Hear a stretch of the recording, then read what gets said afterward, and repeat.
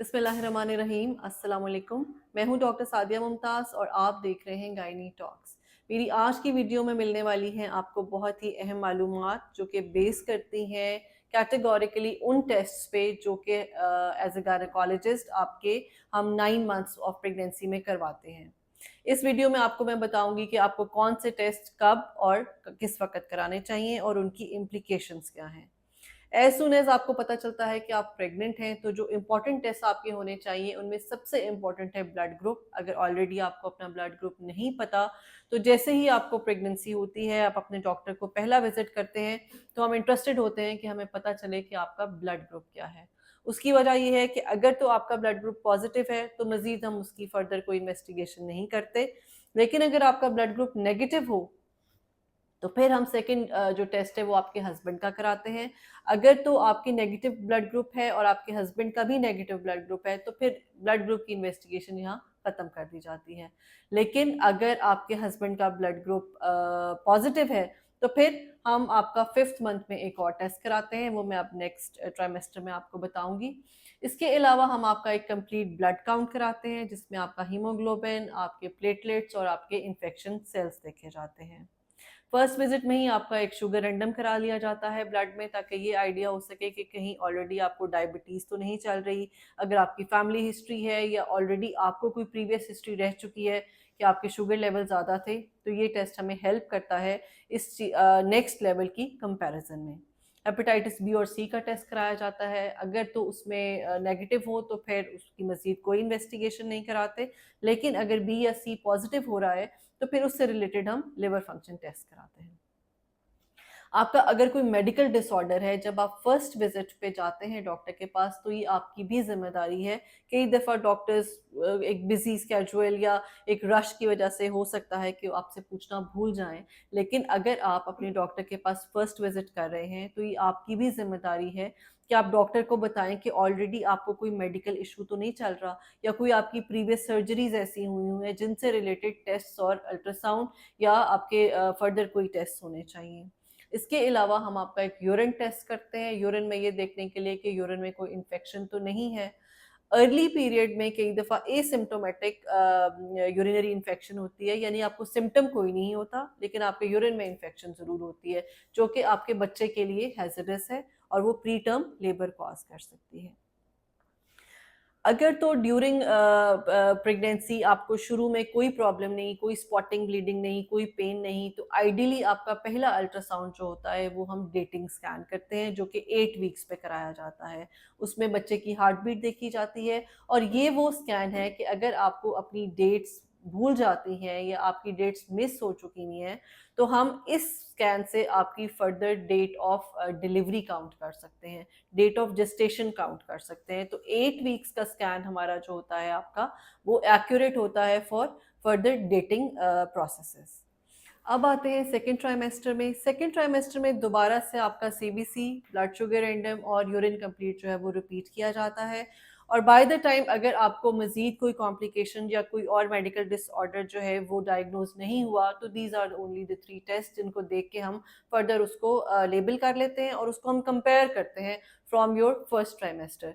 First trimester में अगर H B जो थी और सेकेंड ट्राइमेस्टर की एच बी अगर फॉल की है तो फिर आपकी आयरन की जो डोज है उसको एडजस्ट किया जाता है कि या तो हम वंस डेली पे चलते हैं या अगर वो ज़्यादा लो है तो फिर हम ट्वाइस अ डे पे चलते हैं। सेकेंड ट्राइमेस्टर में 5th मंथ पे यानी कि 18 से 22 हफ्ते के दौरान आपका एक अल्ट्रासाउंड कराया जाता है जिसको हम एनॉमली स्कैन कहते हैं, जो कि बच्चे की बनावट का अल्ट्रासाउंड होता है।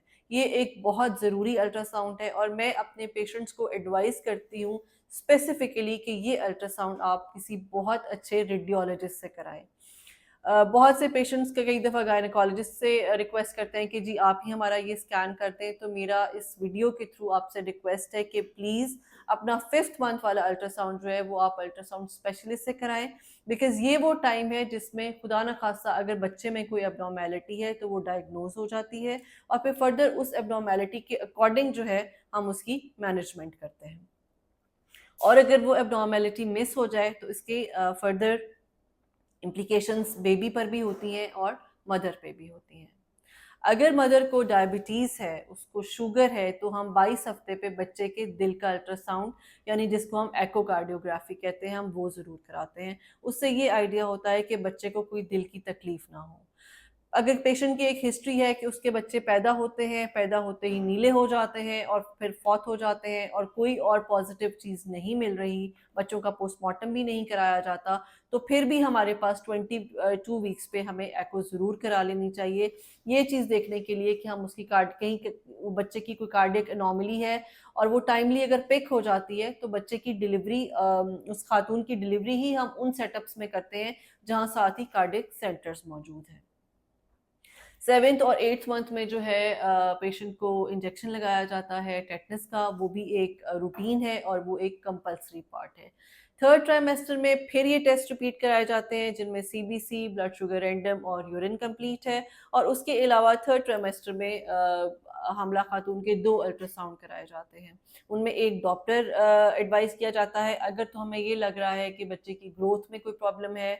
अगर पेशेंट को ब्लड प्रेशर का प्रॉब्लम हो चुका है तो साथ में कुछ ब्लड टेस्ट होते हैं जिसमें यूरिक एसिड होता है, जिसमें लिवर फंक्शन टेस्ट होते हैं, जिसमें उसके किडनी के फंक्शन देखे जाते हैं, क्योंकि ये वो कंडीशंस हैं जो मिड ऑफ सेकंड ट्राइमेस्टर में स्टार्ट होती हैं। एक दफ़ा हम ये सारे टेस्ट उस वक़्त कराते हैं जब कोई प्रॉब्लम डायग्नोज़ होती है। फिर हम थर्ड ट्राइमेस्टर में इन सारे टेस्ट को रिपीट कराते हैं, ये देखने के लिए कि पेशेंट की कंडीशन आया डिटेरियोरेट तो नहीं कर रही। बिकॉज़ ये इसलिए इम्पोर्टेंट है कि जब आपने ये देखना है कि आपने पेशेंट की डिलीवरी किस सेटअप में करनी है। अगर पेशेंट को प्रॉब्लम्स चल रही हैं, उसको ऑलरेडी ब्लड प्रेशर है, उसको शुगर है या उसको कोई हार्ट प्रॉब्लम है, कोई और मेडिकल डिसऑर्डर है, तो पेशेंट की डिलीवरी एक अच्छे सेटअप में, एक टर्शरी केयर सेटअप में की जाती है। हम उसको एडवाइस करते हैं कि आप किसी छोटे हॉस्पिटल में या छोटे क्लिनिक पे अपनी डिलीवरी ना करवाएं।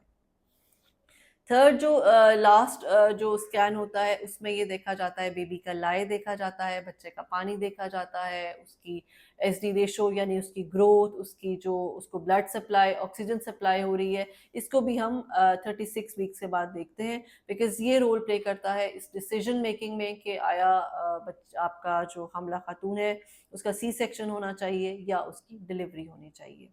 मैं फिर बार बार इस चीज़ पे स्ट्रेस करूँगी कि अगर आपको कोई मेडिकल डिसऑर्डर है तो आप ज़रूर अपने डॉक्टर से उसको डिस्कस कीजिए, और अगर आपको लगता है कि ड्यूरिंग प्रेगनेंसी आपके जो कुछ सिम्टम्स हैं वो आपको नए सिम्टम्स फील होते हैं तो आप उसको भी ज़रूर डिस्कस करें। जैसे बहुत सी पेशेंट्स में थायराइड जो है ड्यूरिंग प्रेगनेंसी डायग्नोज किया जाता है। ऑल्दो थायराइड जो है वन ऑफ द कॉज है इनफर्टिलिटी के लिए, लेकिन फॉर्चुनेटली कुछ पेशेंट्स को जो है वो थायराइड के सिम्टम्स प्रेगनेंसी में जो है मल्टीप्लाई होके आना शुरू हो जाते हैं, तो हम ज़रूर उनका थायराइड प्रोफाइल कराते हैं। बल्कि अब तो कुछ कंट्रीज में थायराइड यानी टीएसएच का टेस्ट जो है उसको बेसिक हेल्थ प्रोफाइल में डाल दिया गया है।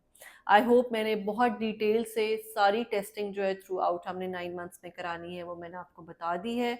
तो समहाउ अगर आपका विजिट कोई मिस होता है किसी ट्राइमेस्टर में या किसी टाइम पे, तो इस वीडियो की मदद से आप ये ज़रूर अंदाज़ा लगा सकते हैं कि आपको कौन सा टेस्ट किस टाइम पे करवा लेना चाहिए। Thank you so much.